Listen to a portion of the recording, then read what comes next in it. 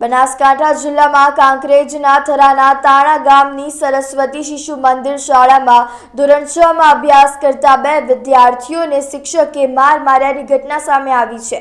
ઇંગ્લિશના ટેસ્ટમાં માર્ક્સ ઓછા આવતા માર માર્યાના આક્ષેપો છે, ત્યારે શિશુ મંદિરના પ્રાથમિક શિક્ષક વિશાલ ખરાડીએ જયદીપ ઠાકોર અને રવિ ઠાકોર નામના 2 વિદ્યાર્થીઓને માર માર્યા હતા। ત્યારે ઘટનાને લઈને વિદ્યાર્થીઓના વાલી દ્વારા થરા પોલીસ મથકે લેખિત અરજી આપવામાં આવી છે। ગઈકાલે 2 વિદ્યાર્થીઓને માર માર્યા બાદ આજે શિક્ષક શાળામાં હાજર ન મળતા વાલીઓએ થરા પોલીસને જાણ કરી હતી। સમગ્ર મામલે તપાસ કરી કાયદેસરની કાર્યવાહી કરવા માંગ ઉચ્ચારી છે।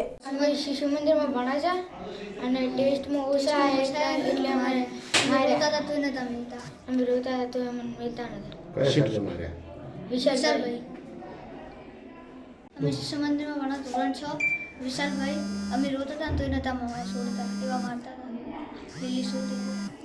શ્રવણજી ઠાકોર અમારો છોકરો આ 2 છોકરા ત્યાં ભણે છે શિશુ મંદિરમાં, ત્યાં 6ઠા ધોરણમાં ભણે છે। એને કાલે વિશાલભાઈ સાહેબ કરી નામ છે તેમના, એમને છોકરાને ધાબા ઉપર લઈ જઈને માર્યા છે। એમને હાલ પગમ લોહી ભરવાનું છે। બીજા સાહેબો ઘણા જોતા હતા પણ સાહેબે કોઈ એમને કીધું નહીં કેમ મારો છો તમે આ। પછી એમને અમને સાજી ખબર પડી કે આ પ્રશ્ન બન્યો એટલે અમને અમે સાહેબને ફોન કર્યો। સાહેબ અમને કાલ મળ્યા નહીં। અત્યારે અમે ત્યાં શિશુ મંદિરમાં જ ગયા હતા તો શિશુ મંદિરમાં સાહેબ પણ હાજર નથી। વિશાલભાઈ એમના જે આચાર્ય છે એ પણ હાજર નથી, બીજા સાહેબો હાજર છે। અમે એમને વાત કરી કે હવે અમે અમનો ગમે વ્યવસ્થા કરશું ને ગમે રીતે તમે હાલ તમે જઈ શકો। આમાં અમે ખબર નથી અમને એવું કહેતા હતા। અમે ત્યાંથી પોલીસ સ્ટેશન ગયા, પોલીસ સ્ટેશન એફઆઈઆર લખાઈ અને ત્યારે અમે સીએચસી દવાખાને એમને લઈને આવ્યા છોકરાને। સદાજી ઠાકોર મારો બાબલો છે, ધોરણ 6 માં શિશુ મંદિરમાં અભ્યાસ કરે છે।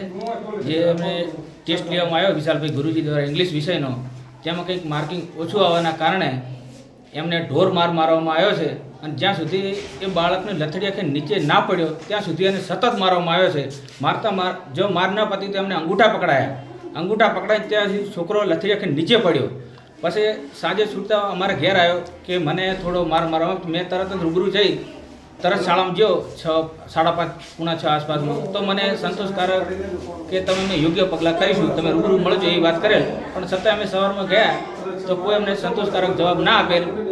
તો અમારે પોલીસ સ્ટેશનમાં એફઆઈઆર ફડાવી પડી અને અહીંયા અમે સરકારી થરા રેફરલ હોસ્પિટલમાં એમને સારવાર માટે લઈને આવેલા છીએ, જે એની સારવાર અમને કરશે।